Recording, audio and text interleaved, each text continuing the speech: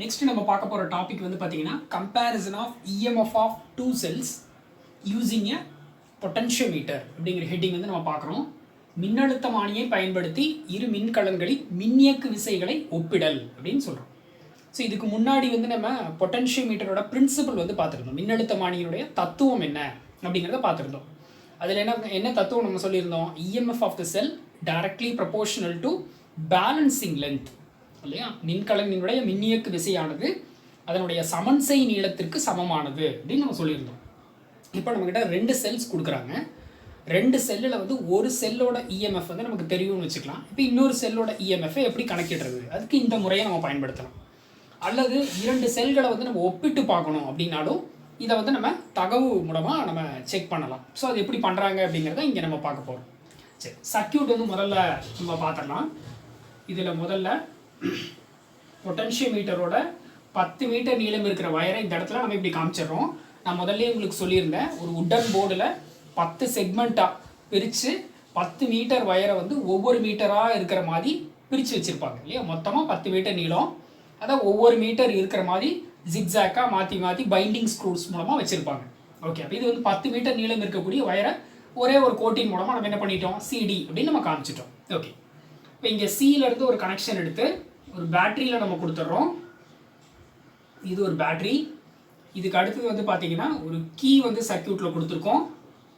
So பேட்டரியோட positive, இது negative, and இது key எடுத்திருக்கோம். இதுக்கு அடுத்தது வந்து ஒரு ரியோஸ்டாட் வந்து எடுத்திருக்கோம்.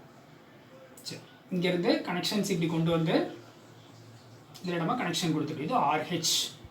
ஸோ பேட்டரி தெரியும் உங்களுக்கு, சர்க்கியூட்டில் ஒரு குறிப்பிட்ட மின்னழுத்த வேறுபாடை கொடுக்கறதுக்கு அதை பயன்படுத்துகிறோம் இல்லை? ஒரு பொட்டன்ஷியல் டிஃப்ரென்ஸை சப்ளை பண்ணும். கீங்கிறது வந்து சர்க்கியூட்டை ஓப்பன் அண்ட் க்ளோஸ்டு சர்க்கியூட்டை மாற்றுறதுக்காக பயன்படுத்தலாம். ரியோஸ்டாட் அப்படிங்கிறது வந்து பார்த்தீங்கன்னா சர்க்கியூட்டில் ரெசிஸ்டன்ஸோட வேல்யூ வந்து மாற்றி கொடுக்கும். அதுவும் ஒரு டைப் ஆஃப் வேரியபிள் ரெசிஸ்டன்ஸ் தான். ரெசிஸ்டன்ஸ் பாக்ஸ் பண்ணுற வேலைக்கும் இதுக்கு ஒரு சின்ன வித்தியாசம் தான் இருக்குது. ரெசிஸ்டன்ஸ் பாக்ஸுங்கிறது வந்து நமக்கு தேவையான ஒரு குறிப்பிட்ட மின்தடையை மட்டும் கொடுக்கும். இப்போ 1 ஓம்னா அடுத்து நீங்கள் 2 ஓம் தான் கண்டுபிடிக்க முடியும், வைக்க முடியும் சர்க்கியூட்டுக்கு. அடுத்தது 3 ஓம், அடுத்தது 4 ஓம். ஸோ இது போல் ஒரு குறிப்பிட்ட மின்தடைகளை மட்டும் நீங்கள் சர்க்கியூட்டில் யூஸ் பண்ண போகிறீங்கன்னா நீங்கள் ரெசிஸ்டன்ஸ் பாக்ஸ் யூஸ் பண்ணிக்கலாம். அதில் டயல் மூலமாக ஈஸியாக நம்ம கொண்டு வந்துடலாம்.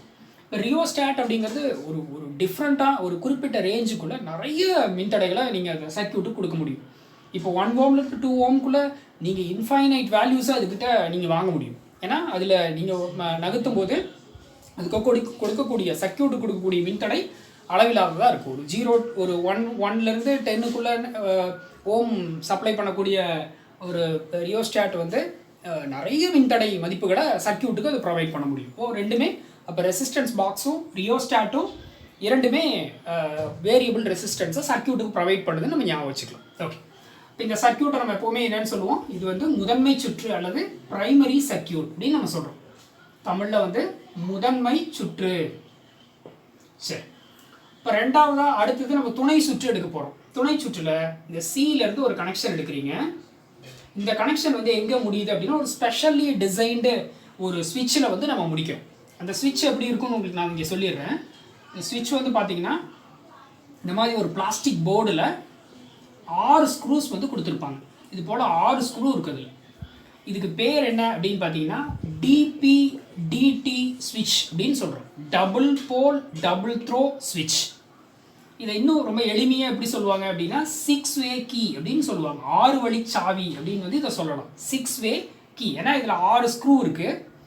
இப்போ இந்த ஸ்க்ரூவில் வந்து பார்த்தீங்க அப்படின்னா இது எல்லாமே பாசிட்டிவ் டெர்மினல்ஸில் கனெக்ட் ஆகிற மாதிரி இருக்கும். எல்லாமே பாசிட்டிவாக இருக்கும்.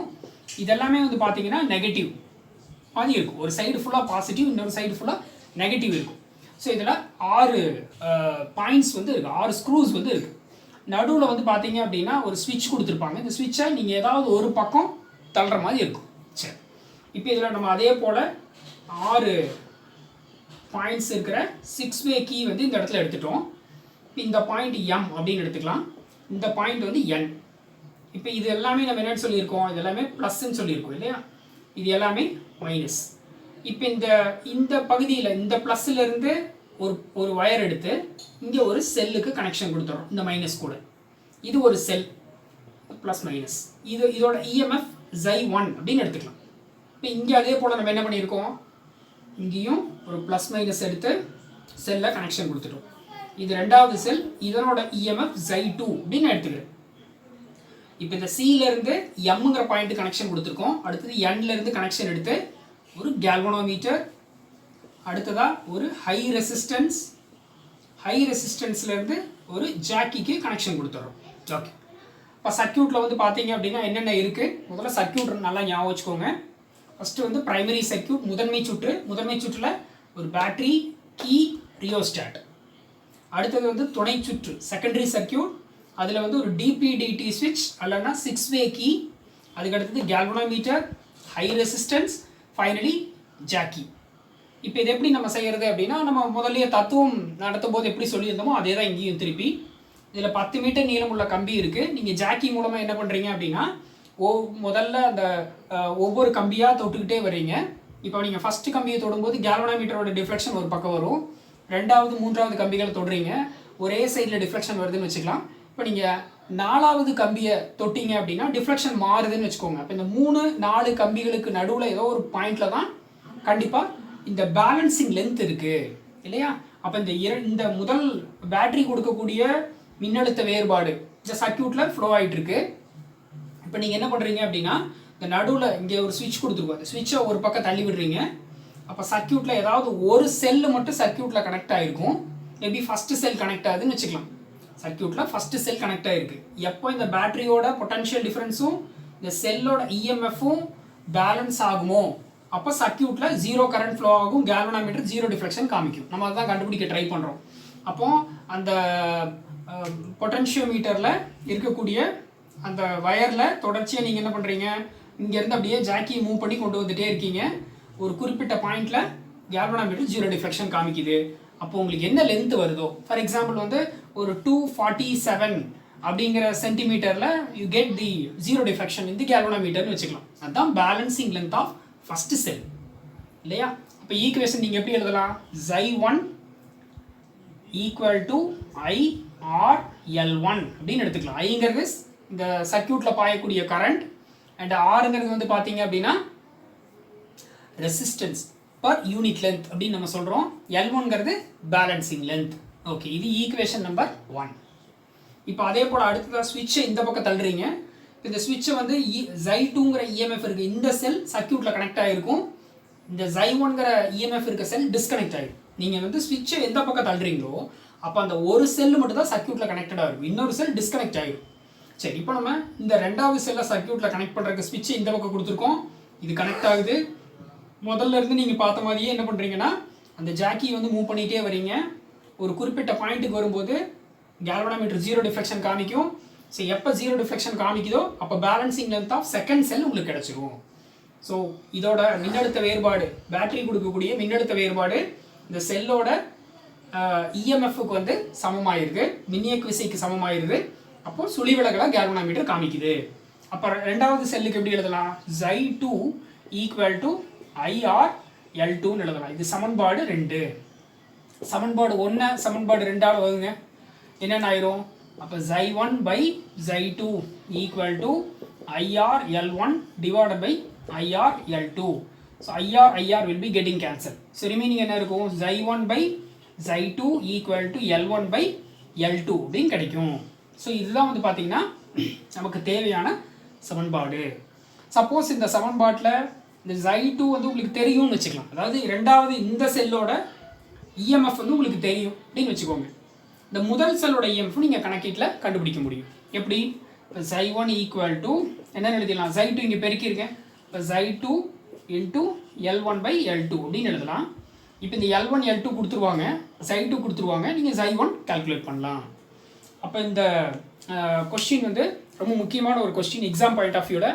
ஏன்னு பார்த்தீங்கன்னா மார்ச் பப்ளிக் எக்ஸாம்ஸில் நிறைய பப்ளிக் எக்ஸாம், ஒரு 4-5 பப்ளிக் எக்ஸாமில் கேட்டுக்கிட்டே இருந்த கொஸ்டின் இது. ஸோ கண்டிப்பாக படிக்க வேண்டிய கொஸ்டின். இப்போ உங்களுக்கு எக்ஸாமில் 5 மார்க்கில் இந்த கொஸ்டின் வந்து புக் பேக்லேயே கொடுத்துருக்காங்க. இது வந்து உங்களுக்கு எப்படி ஆன்சர் கீ இருக்கும் அப்படின்னு பார்த்தீங்கன்னா, உங்களுக்கு இந்த கொஸ்டின் கேட்டு கரெக்ஷன் பண்ணும்போது பப்ளிக் எக்ஸாமில் மோஸ்ட்லி ஆன்சர் கீ எப்படி இருக்குது அப்படின்னா, உங்களுக்கு டயக்ராமுக்கு 1 மார்க் கொடுத்துட்றாங்க. ஸோ ஃபஸ்ட்டு டயக்ராம் வரைஞ்சிங்கனாவே வில் கெட் 1 மார்க். அடுத்தது இதோட கன்ஸ்ட்ரக்ஷனை நீங்கள் எக்ஸ்பிளைன் பண்ணணும். எப்படி, இதில் என்ன இருக்குது, ப்ரைமரி சர்க்யூட்டில் நீங்கள் என்னென்ன கனெக்ஷன்ஸ் கொடுத்துருக்கீங்க, செகண்டரி சர்க்யூட்டில் என்னென்ன இணைச்சிருக்கீங்க, அந்த ப்ராசஸ் எப்படி பண்ணுறீங்க, அதோட ஒர்க்கிங்கை நீங்கள் எப்படி எக்ஸ்பிளைன் பண்ணுறீங்க அப்படிங்கிறத இங்கே நம்ம காமிக்கிறோம். ஸோ அதுக்கு ஒரு 1 மார்க் வந்து கொடுத்துட்றாங்க இல்லையா, எக்ஸ்பிளனேஷன். அடுத்தது உங்களுக்கு ஒவ்வொரு ஈக்குவேஷனுக்கும் ஒரு மார்க் கொடுத்துட்றாங்க. இது xy1ங்கிற ஈக்குவேஷனுக்கு ஒரு மார்க், xy2ங்கிற ஈக்குவேஷனுக்கு ஒரு மார்க் உங்களுக்கு கொடுத்துட்றாங்க. கடைசியாக வந்து பார்த்தீங்கன்னா xy1/xy2 = L1/L2க்கு ஒரு மார்க் இல்லையா. அப்போ டோட்டலாக 5 மார்க் கிடச்சிடும். ஃபஸ்ட்டு முதல்ல நீங்கள் எழுத வேண்டியது என்னவாக இருக்கும், ஃபஸ்ட்டு நீங்கள் வரைஞ்ச டயக்ராமுக்கு ஒரு மார்க், அண்ட் அந்த சர்க்யூட்டில் என்னென்ன கனெக்ஷன்ஸ் எங்கென்ன கனெக்ஷன்ஸ் எப்படி கொடுத்துருக்கீங்க அப்படிங்கிறத எக்ஸ்பிளைன் பண்ணுறதுக்கு உங்களுக்கு ஒரு மார்க். அடுத்தது xy1 ஈக்குவேஷனுக்கு, அடுத்தது xy2 ஈக்குவேஷனுக்கு இதுக்கு ஒரு மார்க், இதுக்கு ஒரு மார்க். ஃபைனலாக xy1/xy2க்கு ஒரு மார்க் கொடுத்துட்றாங்க. ஸோ டோட்டலாக 5 மார்க்ஸ் உங்களுக்கு கிடைக்கிறதுக்கு வாய்ப்பு இருக்குது. ஸோ கண்டிப்பாக படிங்க, எக்ஸாம் பாயிண்ட் ஆஃப் வியூவில் ரொம்ப முக்கியமான கொஷின். Thank you for this.